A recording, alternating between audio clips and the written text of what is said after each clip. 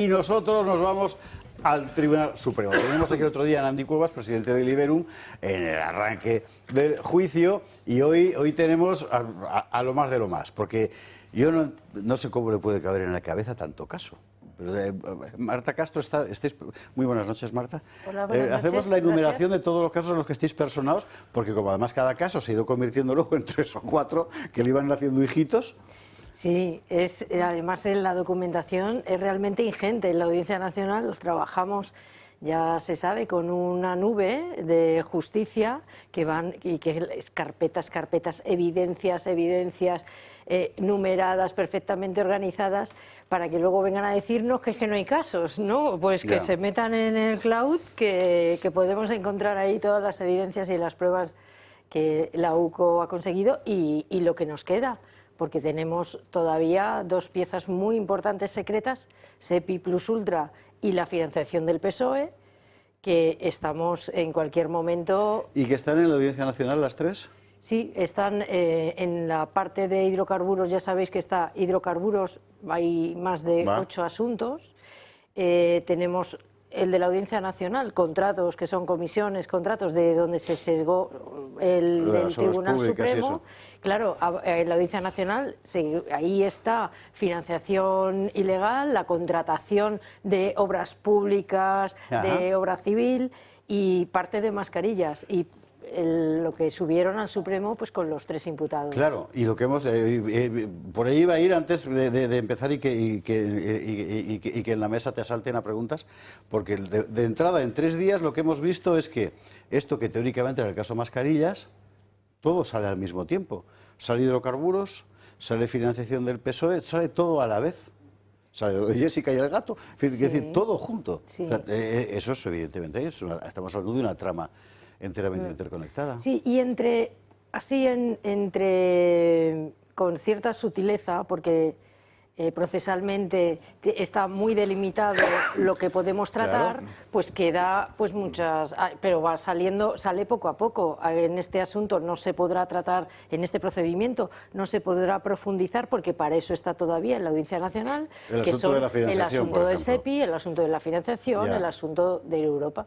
De la financiación, hoy teníamos el otro día, José va contando aquello de que él iba a lo de los sobres y eso con dinero y tal, que llegaba allí, bueno, además lo contaba como si fuera la cosa más natural del mundo, y hoy tocaba el turno de Carmen Pano, que es la señora que está metida en el lío de los hidrocarburos, que es la madre de la exnovia de Aldama, que...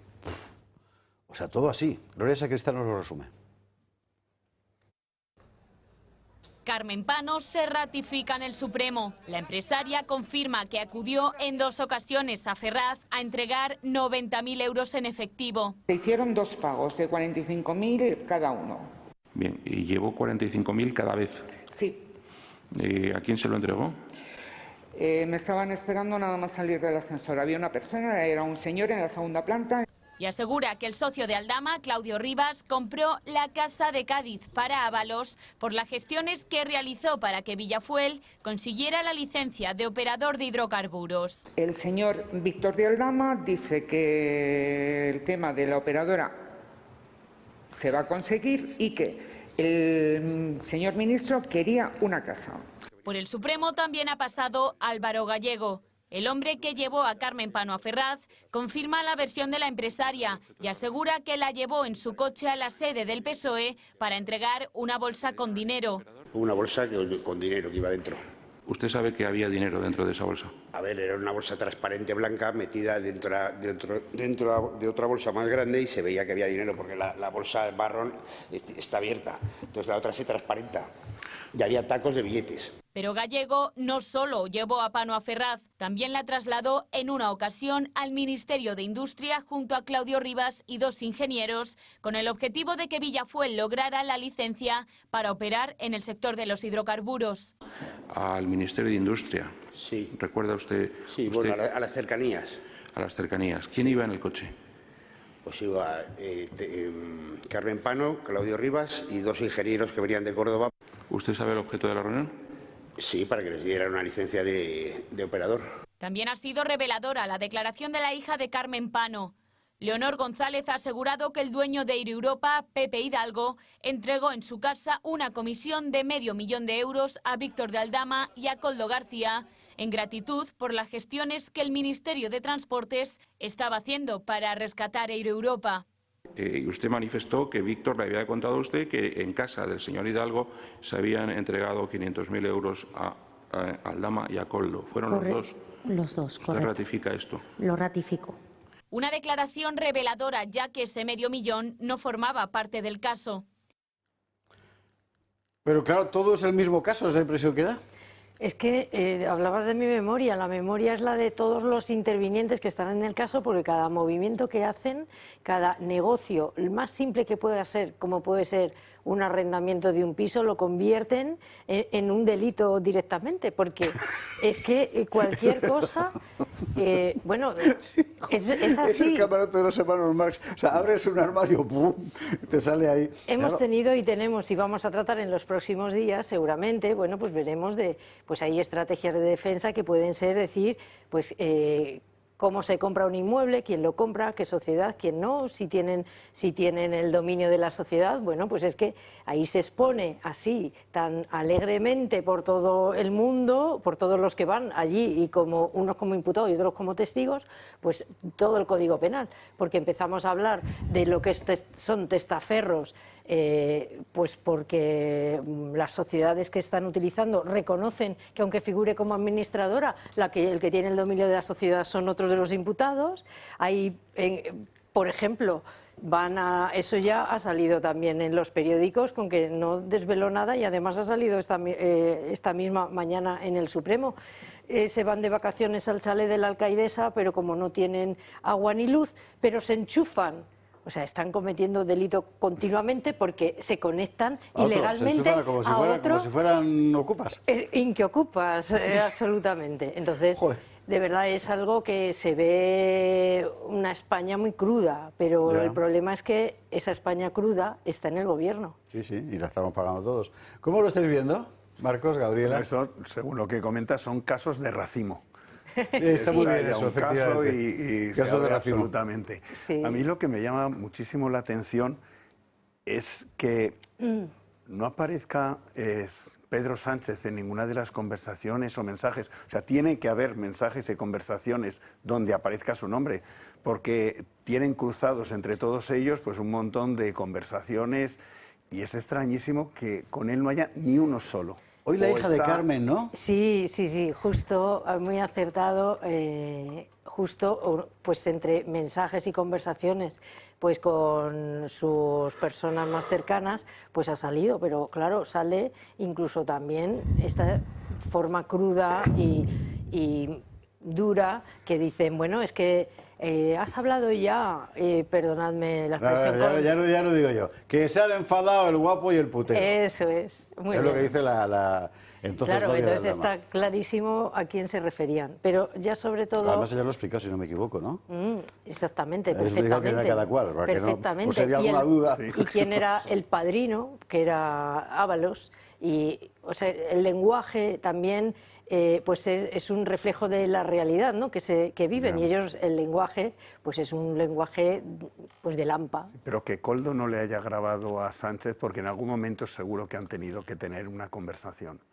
Bueno, salieron, se estuvo investigando en la parte de instrucción cómo había WhatsApp que evidenciaba, que decía, en la visita de Delcy precisamente al aeropuerto de Barajas, todo porque mantenemos quién es el uno, dónde sale el uno, porque se dirigían así entre ellos y era la forma de referirse a Sánchez. Lo sabía el uno, esto está autorizado y eso está constatado en evidencias de la Guardia Civil.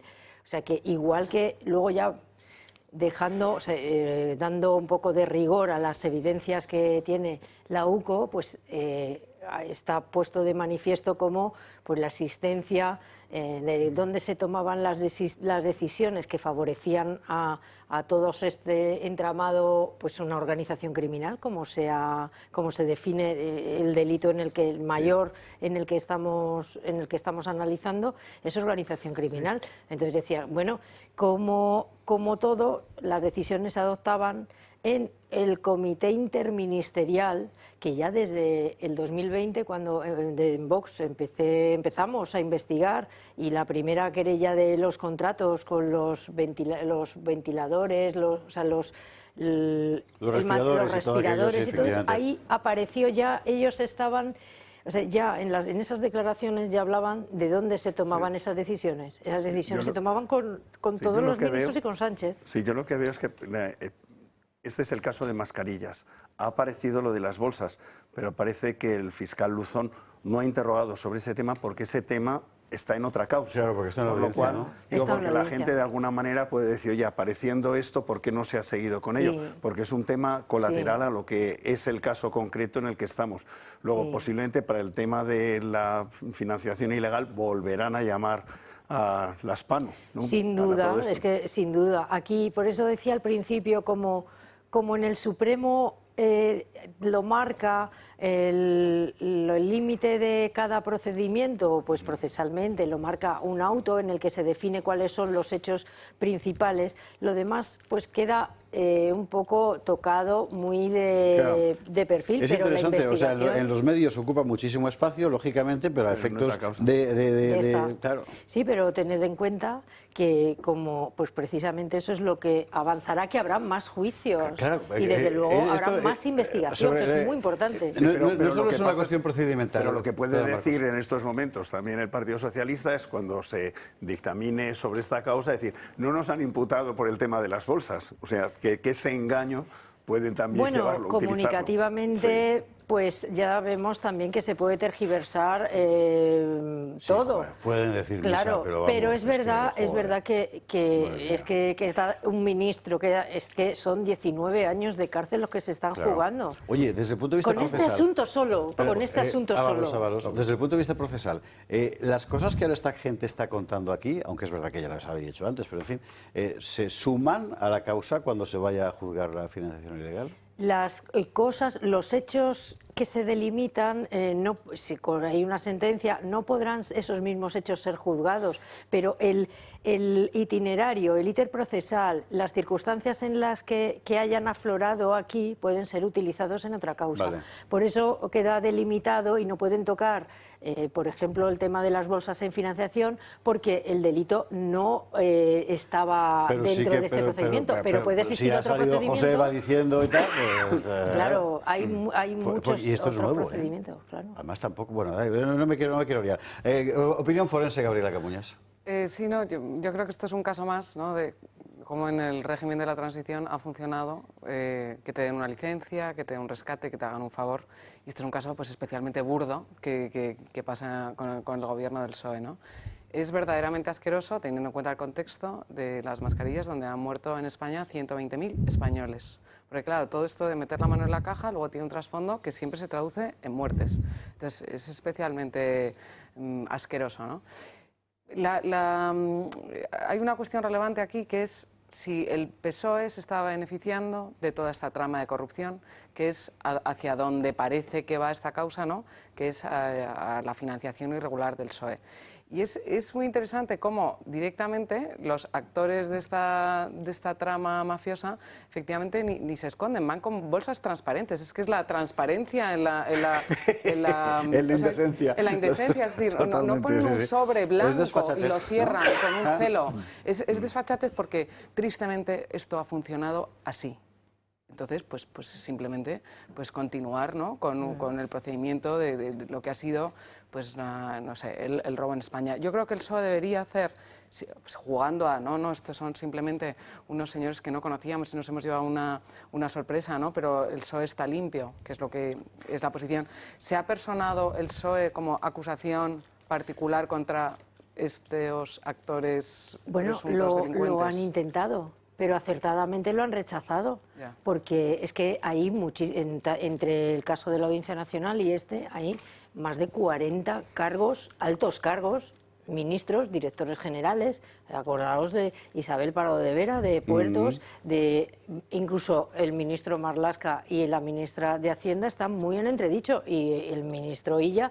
Entonces, claro, ha sido una de las estrategias habituales para muchos de los penalistas que están, y es muy habitual decir, bueno, pues me persono como acusación, como perjudicado, porque claro, a mí esto me puede afectar. Y ya te defenderé una vez allí. Claro, y evitan que puedan ser imputados. Y lo han rechazado. Con que ha sido rechazado, y creo que muy acertadamente. Sobre lo que decías, Gabriela, muy acertada, porque creo que lo que se masca, es que antes de entrar te he escuchado, Javier, que decías, es que lo que pasa allí, bueno, pues en Sala lo que se masca y la forma de declarar de todos, es una opinión mía personal, es la sensación de absoluta impunidad que han tenido durante tantísimo tiempo, y puede que con un punto incluso todavía la sigan teniendo. No sé, yo creo que no acaban siendo conscientes de a lo que se están enfrentando, a pesar de que estén los dos en la cárcel. Dos en la cárcel de momento. ¿Por qué crees esto? ¿Por la actitud? ¿Por el tipo de defensa? Sí, por la forma de declarar y la forma bueno, quizá un poco teatralizada, y esa es mi sensación. Yo tuve la misma sensación, y ahora lo vamos a ver con Joseba, con el hermano de Koldo. ¿No? Allí, no, dijo que fuera por un sobre, yo fui, lo subí, había un señor, diciendo, claro, llovía en Frankfurt, era otoño, o sea, flipas. Bueno. Yo más que una pregunta, una opinión, no, pues es que cuando la única forma de hacer fortuna es a través de enchufarse con el Estado, pasan cosas como pasaba en Venezuela, que uno se conseguía un amigo y ¿de dónde viene? Del cumpleaños del hijo de fulano de tal, y broma, que es un enchufado, un chavista, no, qué bola. Y yo, bueno, pero no vienes a estar en la fiesta de los niños, y broma. Bueno, es que fui a llevarle una carpeta para ver si me metí. Entonces el problema no es... El problema es que no es que sea enchufado, es que no te metió a ti en el guiso. Y eso se va expandiendo, y por eso, y como se saben con poder, y como se saben impunes, llegan y hacen confesiones ahí delante del juez, pero tan panchos, tranquilazos, ¿no? La otra cosa es el ejercicio que he estado viendo en estos días, con mi corrupto no te metas. ¿Ok?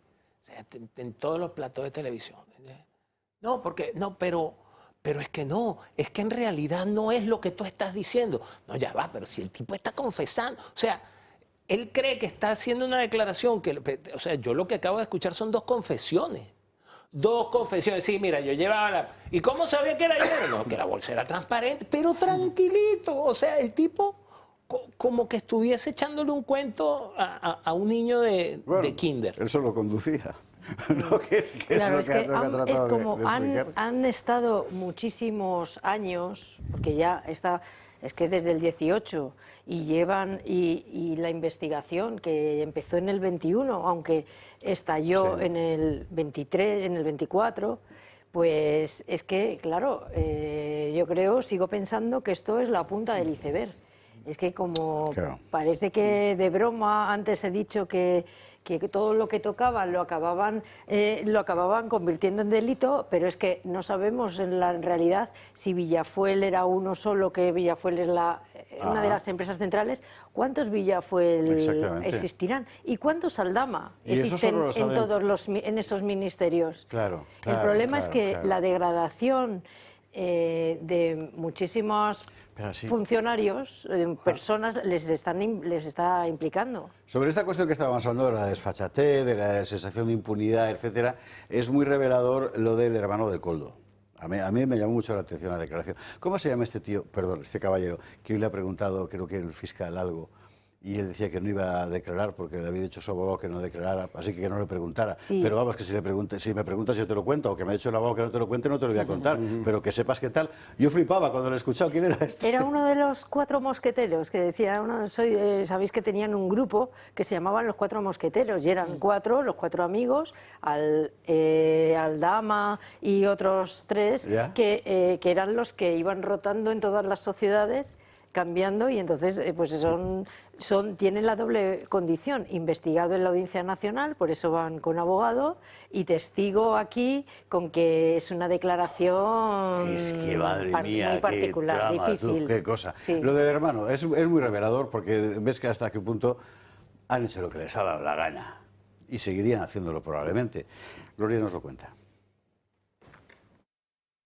Esta captura de pantalla, a la que ha tenido acceso El Español, revela que el hermano de Koldo, Joseba García, mintió en el Tribunal Supremo. En la foto se suma la cantidad de billetes que había en el famoso sobre dominicano, un sobre que contenía una comisión de $10.000 pagada por Víctor de Aldama a la trama y que recogió el hermano de Koldo en unos laboratorios de Punta Cana. La captura se realizó en diciembre de 2021 y muestra una conversación entre Joseba y su hermano. En ese intercambio de mensajes, Joseba pregunta a su hermano si el cambio de $10.000 equivalía a 8.800 euros y acto seguido le pide que borre la conversación. Esta foto es, por lo tanto, la primera prueba gráfica de un pago de comisiones realizado por Aldama a la trama. Unas pruebas que contrastan con la declaración de Joseba en el Supremo, que aseguró que él nunca llegó a ver lo que había dentro de los sobres. Yo no abro los sobres de nadie, ¿de acuerdo?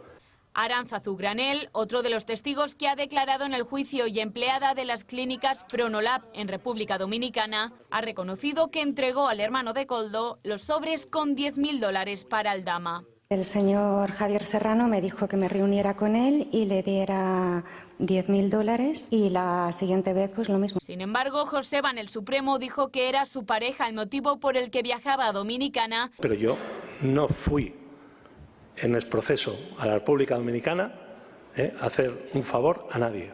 Y que los sobres que le dio Aránzazu eran documentación. Bien, ¿a usted qué le entregó Arantxa? ¿Quedó con ella? ¿Qué le entregó Arantxa? Un sobre. Me entregó un sobre. ¿Y qué tenía el sobre?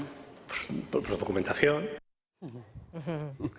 Vamos a ver, hay una cosa aquí que me ha llamado la atención. O sea, él le manda a su hermano, a Koldo, pantallazo de los consejeros. El hermano le dice, bórralo, bórralo. Y él le dice, borrado, pero lo borra para Koldo, no para él se lo queda en el móvil. Bueno. ¿Eso es por desconfianza o por torpeza? Sí, yo creo que por torpeza, porque... Puede ser torpeza, claro. Porque tú le das borrar y dice borrar para mí o borrar para los dos. Entonces, claro. por algún motivo, de hecho, por eso lo dice, porque se ha dado cuenta de que de las dos opciones ha escogido la peor. Que era ir a Punta Cana y a República Dominicana. No, o sea, si lo borrarlo para ti mismo... Sí, sí, sí. Yo creo que sí, porque eso viene programado en el WhatsApp, pero es que nunca se iban a imaginar. Además, acordaros que ya tenían cuidado en la trama de ir cambiando de móviles, de comprar y de comprar a cuenta también de todos los españoles un montón de móviles descodificados y cambiarlos habitualmente con que... Joder, y quería decir a Marcos algo. Sí, yo tenía una pregunta. Aldama no reconoce haber entregado el dinero en las bolsas a las Pano. Niega eso, niega que haya entregado la bolsa de 45.000 euros y la otra de 45.000 euros. Y yo me pregunto, ¿por qué? Porque hasta ahora Aldama más o menos lo que viene diciendo son cosas que son comprobables y además no tendría demasiada importancia lo que son 90.000 euros cuando él ha declarado cosas por una cuantía muy superior. ¿Por qué crees? Porque eso deja bastantes dudas sobre si está diciendo la verdad las Pano o no lo están diciendo. Entonces, ¿por qué crees que Aldama niega esa evidencia teniendo en cuenta que él se ha autoinculpado en cosas de cantidades superiores? Sí, primero yo creo la realidad que es que da mucha tela que cortar también, por parte de todos los investigados. Y seguramente, pues según avance, porque yo creo que se van a endurecer las posiciones y la situación de los investigados, van a tener que profundizar y ofrecer al fiscal, yo creo que muchas más explicaciones de las que han dado hasta ahora. Por eso, porque mi sensación yo creo que hay mucho más, porque si son 90.000, queda mucho, teniendo en cuenta que hay más de 200 millones que ya reconocidos en la trama hidrocarburos, pues esto parece pinos, ¿no? Pequeñas... Pecata minuta. Exactamente. Bueno, 475 millones en el rescate Euro-Europa, que se dice pronto. Y sin entrar en eso, o sea, hablamos de lo que puede haber sido la defraudación del IVA hidrocarburos y no contamos, por tanto, las cantidades de malversación de los contratos, las comisiones. Aquí yo creo que, claro, si hablamos de estas cantidades de dinero en contratación pública y vemos que todos que pasaban por allí tienen su parte, tienen, como dicen los americanos, su tarta, ¿no?, su trozo de queso. El caso es que alguien más tendrá que llevarse el resto del queso y entonces ahí es donde parece ser que es la motivación, sí, es por qué van a Ferraz. Sí, Marta, respecto al tema de Plus Ultra concretamente, porque eso es un tema que a mí sí que me intriga. Es decir, el tema de Plus Ultra son 53 millones. Entonces, Zapatero, o pongamos su amigo, se lleva por intermediar $500.000, pero quien realmente se la está jugando es quien firma esos 53 millones, porque el otro simplemente ha sido facilitador para que alguien lo firme. Luego, si el que ha intermediado se lleva 500.000, el que sí está poniendo el cuello, porque es absolutamente escandaloso, se ha llevado en proporción mucho más de lo que se ha llevado a Europa, porque son 53 por unos vuelecitos de nada y en Europa se lleva como 400 millones por unas cantidades tremendas. Luego, esos 10 millones que se supone que también han salido de esos 53, eso es la pieza grande, esa es la pieza de caza mayor que hay que investigar, porque lógicamente si yo le pago, a alguien me paga porque he conseguido que un ministro o alguien por encima del ministro firme algo que es absolutamente impresentable y que ya ha dicho incluso la ministra de Economía que no ha lugar, incluso también Ábalos ha dicho que esto es un escándalo, Pedro Saura lo ha comentado, el que firma no lo hace por amistad con Zapatero, debe de tener otro incentivo, porque no creo que tenga tanta amistad con Zapatero como para alguien que desee sino porque tiene que llevarse algo, y a lo mejor ahí están esos 10 millones. Sí, sin duda, por eso... Es que nos hemos distraído mucho con el $500.000 de Zapatero, y ahí es donde debe de estar lo importante. Claro, pero... Efectivamente, que esto es un porcentaje de... Totalmente. Claro. Sí, pues esa es el porqué de tantos funcionarios implicados en el asunto, que no lo hacen precisamente ni por conservar el trabajo siquiera, porque tienen una plaza asegurada, aunque sean de designación. Los altos cargos, a ciertos niveles, o sea, la implicación de esos niveles de funcionarios que se han prestado a participar y a facilitar, porque sin ellos no podía haber sido necesario, o sea, no podía haber sido perfeccionado muchos de los delitos, porque si no hay una resolución que lo acompaña, como me decía, que firman, pues por eso están muy en entredicho muchos miembros de la SEPI, la dirección de la SEPI y todos los cargos de los que la SEPI responde, Ministerio de Hacienda, incluso... Fíjate si serán conscientes en este caso de lo que se estaban jugando, que ahí hubo muchas tensiones internas con Calviño y incluso con el propio Ábalos, tensiones también de Marlaska con Ábalos, o sea que ese comité interministerial en el que siempre que he venido aquí, ¿verdad?, que soy tozuda, creo que esa es la clave y desde luego es ahí donde no solo estaba el dominio de la situación, sino que nos dará precisamente la clave de la solución de todos estos casos. ¿Y quiénes estaban en ese comité, los que has citado, los ministros que has citado? Y Sánchez. En ese comité, claro. Y está reconocido en declaraciones en diversos procedimientos que en octubre del 2024, antes de que pasase al Supremo, o sea, ya Vox presentó, cuando no, como estaban todavía las acusaciones populares desunificadas, nuestro análisis fue presentar un escrito. Habíamos solicitado la testifical de Pedro Sánchez en varias ocasiones, porque eso también me parece inaudito que estando en entredicho ni siquiera se le cite a declarar. Eso, desde luego, Vox lo pidió y no lo admitieron. Pero es que pasó en el momento en el que ya supimos que es de constancia de cuál había sido el íter procedimental, teníamos pruebas y evidencias de la UCO, ya salió el cupo Cerdán, donde se estaba pergeñando y donde facilitaban que se pudiese soluciones de gestión, que es la empresa, y se pudiese actuar. Pues Vox presentó en la Audiencia Nacional la solicitud de imputación de los miembros del Comité Interministerial, los 5 principales, que son Sanidad, Hacienda, Interior, Miteco, Ábalos y Transición Ecológica, Teresa Rivera. O sea, y ya, que ahora es presidente de la Sanidad, Generalitat y de ya, Sanidad. entonces era ministro de Sanidad y poco antes se fueron le mandaron de candidato a Cataluña. Sí. Entonces, es que no era el comité de crisis que nos vendieron, como decía Gabriela hace un momento.